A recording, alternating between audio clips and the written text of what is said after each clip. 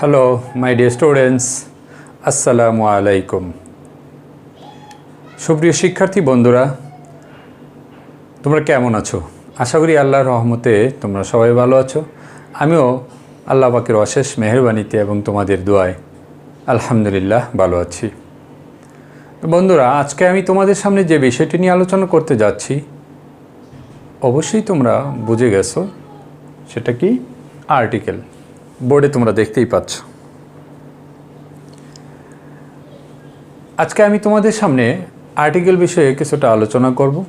আশা করি তোমরা মনোযোগ দিয়ে শুনবে এবং বোঝার চেষ্টা করবে।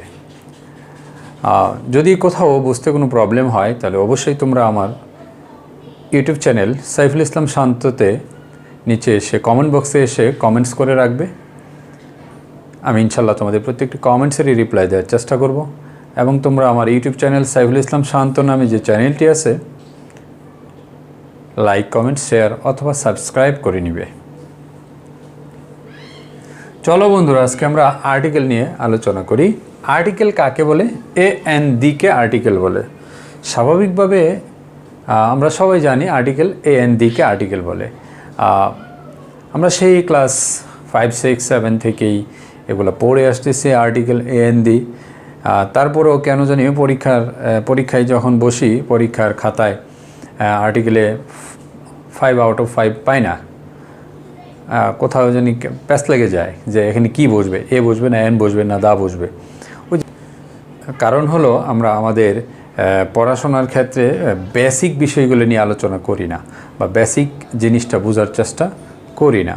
চলো বন্ধুরা, আমরা আর্টিকেলের জাস্ট বেসিকগুলো নিয়ে আজকে একটু আলোচনা করি যাতে আমাদের উপকারে আসে। দেখো বন্ধুরা, আর্টিকেল হলো এ এন দিকে আর্টিকেল বলে। এই আর্টিকেল আবার দুই প্রকার: indefinite, definite. Indefinite, definite. Indefinite হলো অনির্দিষ্ট আর ডেফিনিট হলো নির্দিষ্ট। কিভাবে বুঝবে অনির্দিষ্ট নির্দিষ্ট? আমার হাতে কয়টি মার্কার? একটি মার্কার। কয়টা মার্কার? একটি মার্কার। আচ্ছা, এই একটি মার্কার, বাট এটা অনির্দিষ্ট হয়ে গেল কিভাবে? ইন্টারেস্টিং মনে হচ্ছে না? যে মার্কার তো স্যার আপনার হাতে একটি, তাহলে এটা অনির্দিষ্ট হয়ে গেবে। একটা মানে তো নির্দিষ্ট হয়ে যাওয়া। একটু পরেই বুঝতে পারবা। ডেফিনিট হলো নির্দিষ্ট আর ইনডেফিনিট হলো অনির্দিষ্ট।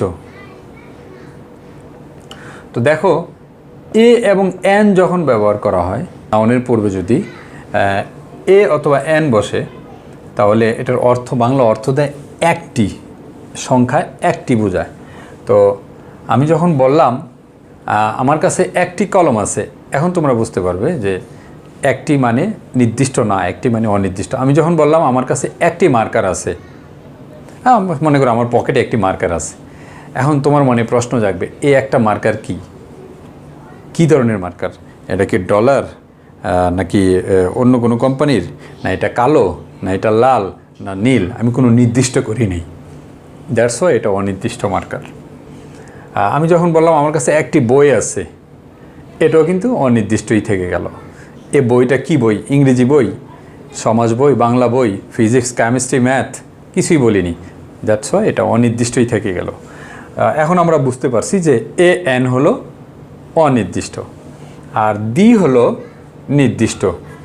হ্যাঁ, যেমন আমি যদি বলি কিভাবে দি নির্দিষ্ট হয়ে যায়, দেখো, আই হ্যাভ দ্য বুক।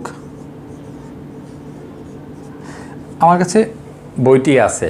এখন অবশ্যই তুমি নাউনের পূর্বে দি বসছে, এই বইটা নির্দিষ্ট বই হয়ে গেল। এখন তুমি মনে করবে বা আমি মনে করব যে বইটি হলো একটা নির্দিষ্ট বই। হতে পারে এটা কাজী নজরুলের বই, হতে পারে এটা ওয়ার্ডসওয়ার্থের বই, শেক্সপিয়ারের বই, এই টাইপের কোনো বই, নির্দিষ্ট একটা বই বলা হয়েছে। তো যাই হোক বন্ধুরা, এখানে যেটা বলতে চাচ্ছি আমি সেটা হলো আর্টিকেল দুই প্রকার: ইনডিফিনিট, ডেফিনিট। ইনডিফিনিট কয়টা? দুইটা, সেটা কি এ অথবা এন। আর ডেফিনিট কয়টা আর্টিকেল? একটা আর্টিকেল, সেটা কি? দি, THE। বাংলা এটার টি, টা, খানা, খানি, রাগুলো, এগুলো এই অর্থগুলো উঠে বাংলাতে। যেমন বইটা নিয়ে আসো, তখন আমি নির্দিষ্ট করে বললাম মানে এই বইটাই নিয়ে আসো। আমি যদি বলি চেয়ারটি দাও, মানে চেয়ারটি, ওই নির্দিষ্ট একটা চেয়ারকেই বলা হয়েছে। বইখানা অথবা যে রাগুলো, এগুলো ব্যবহার। মেয়েরা, অথবা গুলু, বইগুলো, এই টাইপের। বন্ধুরা এখানে আমি আরেকটা জিনিস ইন্টারেস্টিং বিষয় একটু লিখে রাখছি, সেটা একটু দেখো যে THE, এটা তো অবশ্যই ডেফিনিট আর্টিকেল। এই THE এর উচ্চারণটা দিও বলা হয়, আবার দাও বলা হয়। কখন দি বলা হয় আর কখন দা বলা হয়, আমরা এটা একটু দেখে নিই যে THE এর উচ্চারণটা কখন দি করব আর কখন দা করব। যে দেখো কোনো শব্দ যদি দেয়া থাকে, কোনো শব্দের শুরুতে যদি ভাওয়েল সাউন্ড থাকে, মানে ভাওয়েল থাকে, দেখো AEIOU, ভাওয়েল তো 5টা, AEIOU, এ ভাওয়েল দিয়ে যদি কোনো শব্দ শুরু হয় আর ওই শব্দের শুরুতে যদি দা THE থাকে, তাহলে ওটার উচ্চারণ করবো আমরা দি। দেখো অ্যাপল, APPLE, যে অ্যাপলের শুরুতে কি আছে, এ একটা ভাওয়েল, এই জন্য তার শুরুতে যে THE আসছে, এখন এটার উচ্চারণ কি বলবে, দি অ্যাপল, নট দ্য অ্যাপল। আশা করি বুঝছো। দেখো কখন আমরা দিয়ে THE এর উচ্চারণটা দা করব, যখন কোনো শব্দের শুরুতে কনসোনেন্ট থাকবে।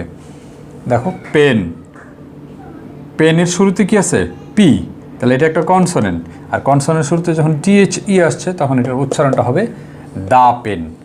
আশা করি বন্ধুরা তোমরা বুঝছো। এখন চলো আমরা AN এর ব্যবহারটা শিখি। হ্যাঁ বন্ধুরা, আমরা এখন শিখব যে ইউজ অফ এ অথবা এন, এ এবং এন এর ব্যবহার, মানে AN কোথায় ব্যবহার করতে হয়, কিভাবে ব্যবহার করতে হয়। সাধারণভাবে আমরা জানি নর্মালি যে নিয়মটা, যে আমরা যে কনসোনেন্ট দিয়ে যদি কোনো শব্দ শুরু হয় তাহলে ওই শব্দের পূর্বে এ বসে, আর ভাওয়েল দিয়ে যদি কোনো শব্দ শুরু হয় তাহলে তার পূর্বে এন বসে। আর ভাওয়েল কয়টা, 5টা, এটা আমরা সবাই জানি, সেটা হলো AEIOU, এগুলো হচ্ছে ভাওয়েল। তো এই ভাওয়েলগুলো যদি থাকে তাহলে এন বসে। যেমন এখন তোমরাই বলতে পারবে যে আমি নিচে কতগুলো শব্দ লিখে রাখছি, তোমরা এই শব্দগুলোর শুরুতে এ অথবা এন এর ব্যবহার করবে। যেহেতু শব্দের শুরুতে বি আছে, এটা একটা কনসোনেন্ট, তাহলে অবশ্যই কি বসবে, এ বুক। মোবাইল, এটাতে কি বসবে, অবশ্যই এখানে যেহেতু কনসোনেন্ট এম আছে এখানেও এ বসবে, ডি আছে এখানেও এ বসবে। পরে দেখো অরেঞ্জ, ও দিয়ে বাউল দিয়ে শুরু হয়েছে, তার মানে এখানে এন বসবে। এলিফ্যান্ট, ই দিয়ে শুরু হয়েছে, তার মানে এখানেও এন বসবে। এটা হলো খুবই সিম্পল এবং সাধারণ একটি নিয়ম। ব্যতিক্রমটা কি, ব্যতিক্রমটাই তোমাকে একটু মনে রেখে অতিক্রম করতে হবে।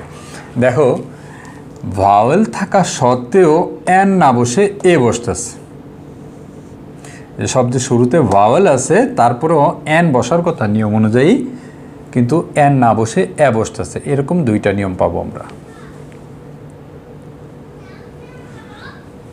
কনসোনেন্ট আছে নিয়ম অনুযায়ী এ বসার কথা, কিন্তু এ বসতেছে না, বসতেছে এন, এখানেও আমরা 2টা নিয়ম পাবো। তাহলে এভাবে 4টা নিয়ম পাবো আমরা ব্যতিক্রম, যে ভাওয়েল অথবা কনসোনেন্টের যে সাধারণ নিয়ম, ওই নিয়মের ব্যতিক্রম নিয়ম পাবো আমরা। এখন ওই ব্যতিক্রম নিয়মটা নিয়ে আমরা এখন একটু আলোচনা করি, চলো।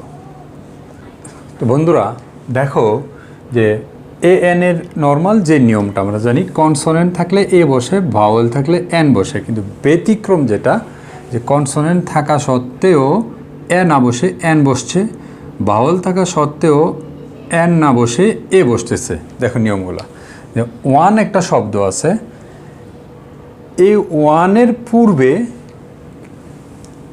নিয়ম অনুযায়ী ওটা যেহেতু ভাওয়েল, এই যে ভাওয়েল, তাহলে কি বসার কথা, এন বসার কথা। দেখো ওয়ানের পূর্বে কখনোই তুমি এন বসাতে পারবে না, কি বসাতে হবে, এ বসাতে হবে। এটা হলো ব্যতিক্রম নিয়ম, তোমাকে এটা মনে রাখতে হবে যে ওয়ান শব্দটা যদি থাকে তো ওয়ানের পূর্বে সবসময় এ বসে। দেখো ওয়ান আইড ম্যান, এই যে ও আছে, এটা নিয়ম অনুযায়ী এখানে এন বসার কথা, কিন্তু এখানে বসাতে হবে এ ওয়ান আইড ম্যান।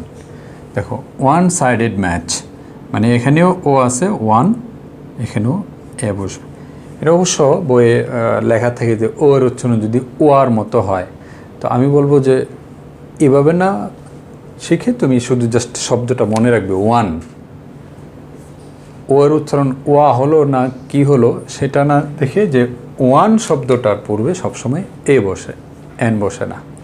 ওকে, 2 নম্বরটা দেখো যে ভাওয়েলের উচ্চারণ যদি ইউর মতো হয়, ভাওয়েল থাকবে শুরুতে, তার উচ্চারণটা যদি ইউ হয়, ইউ মানে এই যে ইউ উচ্চারণ, ভাওয়েলের উচ্চারণটা যদি জাস্ট ইউ এর মতো হয় তাহলে এন না বসিয়ে আমরা এ লিখব।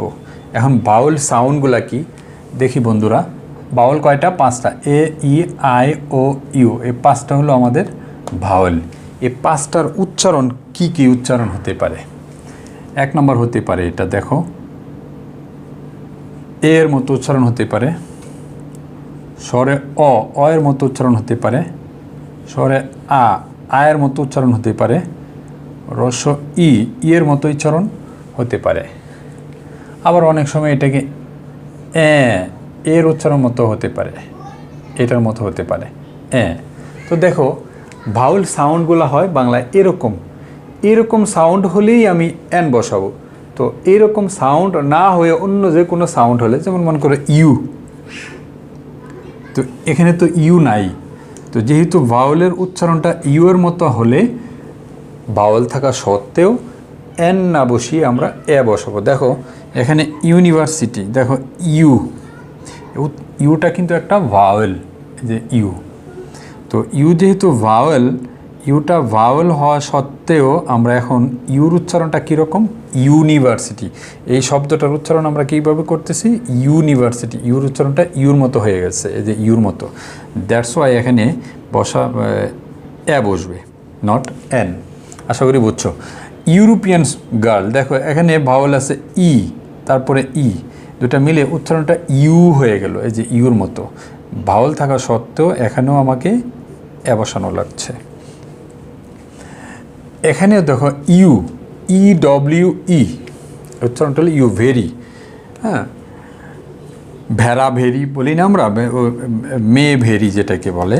তো এখানে এটার পূর্বে আমরা এখানে এ বসাবো, এন বসানো যাবে না, কারণ এটা উচ্চারণটা ইউ এর মতো হয়ে গেছে। আশা করি তোমরা বন্ধুরা বুঝছো। ভাওয়েল সাউন্ডটা কিন্তু ইম্পর্টেন্ট। চলো বন্ধুরা আমরা এ এনের আরও যে 2টি ব্যতিক্রম রুলস আছে, ওই 2টি ব্যতিক্রম রুলসের মধ্যে জাম্প করি। দেখো যে কোনো অ্যাক্রোনিম মানে শব্দ সংক্ষেপ উচ্চারণে যদি, বাংলায় উচ্চারণে যদি এ আসে, তাহলে ওই শব্দের শুরুতে এন বসাতে হবে। ব্যাপারটা ক্লিয়ার হয় নাই মনে হয়, আমি আরেকটু খুলে বলি যে কিছু শব্দ সংক্ষেপ মানে আমরা কিছু সংক্ষেপে কিছু শব্দ বলি, যেমন MBBS, BBA, MA, SSC, JSC, HSC, PEC, যে এই সংক্ষেপে যে শব্দগুলো আমরা বলি এগুলো দেখো বন্ধুরা, আশা করি তোমরা বুঝবে। একটু খেয়াল করো উদাহরণের দিকে। দেখো এম, এটা একটা শব্দ সংক্ষেপ, MBBS। তো এই শব্দের শুরুতে, এই শব্দটার শুরুতে কোন অক্ষরটা আছে? এম আছে। তো এম এর বাংলা লিখো তো, এম লিখতে গেলে কি লিখবা? এই যে এ এম, এভাবে লিখবা না? অবশ্যই। তাহলে দেখো এই যে এখানে এ চলে আসছে না, আবারও এখানে এম আসছে, তার মানে এখানেও এ আছে। এবার বি, বি এর বাংলাটা কি? বাংলা লিখতে গেলে বয়র শিকার বি।